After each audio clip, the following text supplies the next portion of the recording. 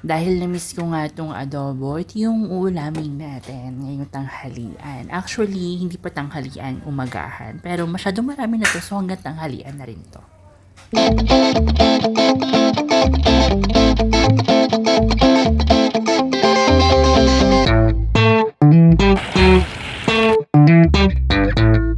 Ayan mga ka-Diyos, sarap. May dumating kaming mga gulay. Ano pa ba yun nandito? Kasi yung kapatid ko nasa probinsya. So, ayan, may, ano to eh, manok. Ayan. Ayan. Tapos mga, ito naman sa isa kong kapatid. So, may mga pangalan pala to. Calamansi. Erica. Ayan yung mga gulay na pinadala niya. Ayan. Ito na, may suha. Ayan. So, ihiwalay na natin. Ito sa kapitbahay namin bigay niya. Hi, ano to? Atep-tep. Ayan. Ihiwalay na natin yan. Ano to? Kay Erica. Ayan. Ito naman kay Eugene. So, sa kapatid ko itong isa. Bigay niya yan. Hiwalay na natin yan. Ito, meron pa dito. Ayan, kay Atelet. Ayan, sa ninang niya. Ito is kay Erica. Ano ba ito? Nyog. Ang dami nito. Ano ba to? Tanglad. Yan. Kapag nag-ano ka. Yan. Kapag yung tinola. Yan. Nasa hug yan. Hiwalay natin yung mga walang pangalan kasi kay Erica yun. Nasuha. Ito kay Eugene. Yan, hiwalay na natin kay Eugene. Ito kay Erica. Ito kay Eugene. Ano ata ito? Patola. Yan. Kay Eugene yan. Para lumuwag yung space dito sa sala. Ano ba ito? Nyog. So, yung mga walang pangalan dito na yan.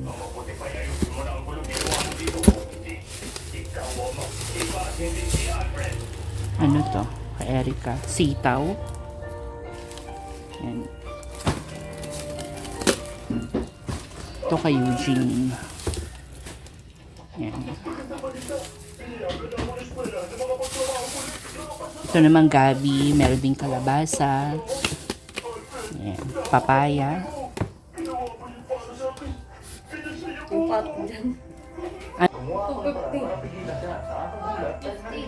Yan. Ito naman kay Atelet. Yan. Kay EJ. Yan. So, ayan yung ibibigay natin ngayon. What? What you say? What you say? Thank you, Tata Ansel. I love you. I love you, Tata Ann. Hi guys, so ito yung ibibigay natin. Ito yung sa isa kong kapatid. Yan, kanya lahat yan.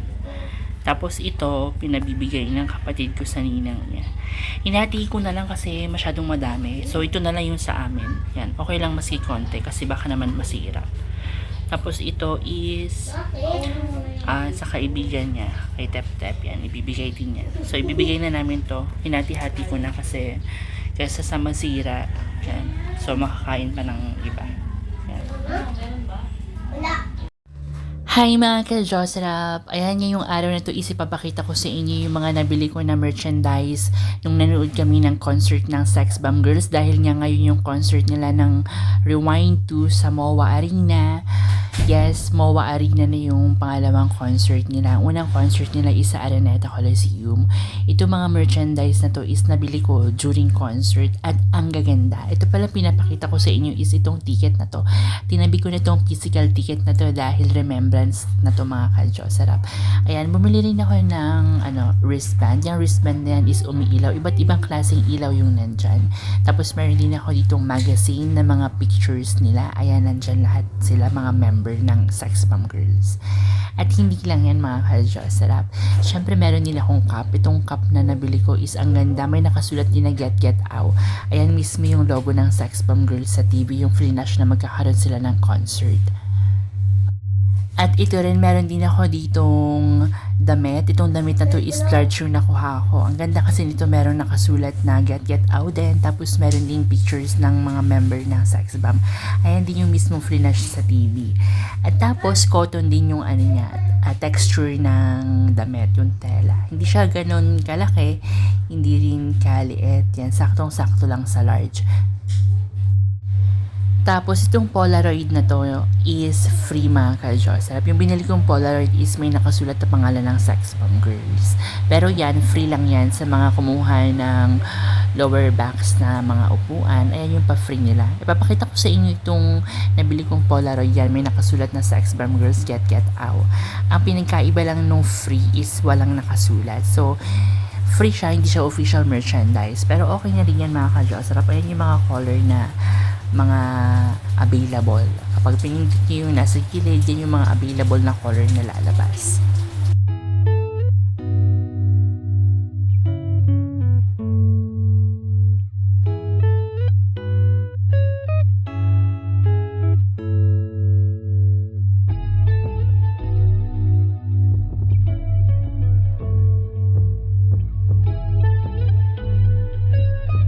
Ipapakita ko rin pala sa inyo mga ka-Diyos Sarap itong mga cassette collection ko. Ito is mga early 2000 pa to sa akin. Bata pa talaga ako, nagko-collect na talaga ako ng mga tape at mga CDs collection. Mahilig talaga ako sa music. Ito naman yung mga CD na collection ko na mga album ng Sex Bomb. Ito yung soundtrack nila sa Day 17, isa sa mga series na ginawa nila. Ito naman yung merong Halukay Ube. Ito naman yung soundtrack sa series na si Rochelle ang Bida. Iba't ibang klaseng mga album, greatest hits, tapos nandito rin yung Halukay Ube. Yan yung isa pala kanina is andun yung spaghetti. Yan. Ito naman yung team song ng Day 17. Ayan nandyan. Tapos 2 CD yan. Ayan, greatest hits. Ayan mga ka-Diyos Sarap. Ayan yung unang album nila, yung White Album. Tapos yung movie nila na Bakit Papa. So, share ko na lang sa inyo kasi para maalala nyo, diba mga ka-Diyos Sarap. Ito naman yung magazine, pictures ng Sex Bomb. Bawat isa sila nandyan sa magazine book na yan. Ipapakita ko sa inyo. Ang ganda ng pagkakaprint. Sobrang colored, tapos madulas siya. At makinang mga ka-Diyos Sarap. Ayan, ipapakita ko sa inyo. Diba? Ang ganda. Andyan lahat. Collage yung style niya. Bawat picture, bawat isa sa kanila may picture. Ayan, tapos yung name. Ayan, tignan nyo na lang. Si Rochelle, si Ira, si Chopay. Ayan, ang ganda mga ka-Diyos Sarap. Siyempre, iti-treasure natin to, itatago natin to dahil one of a kind experience na to. Siyempre, hindi naman natin alam kung kailan na to mauulit at isa talaga to sa mga bucket list ko, itong Sex Bomb Girls na mapanood ko. Dahil nga nakaluwag-luwag na rin tayo nung bata tayo is wala pa tayong budget para sa mga ganyan. Pero ngayon yung, alam niyo yun, nagkaroon na rin tayo ng hanap buhay. Yan. So, meron na rin tayong kakayahan. Kaya naman treasure the moment mga ka-Diyos Sarap.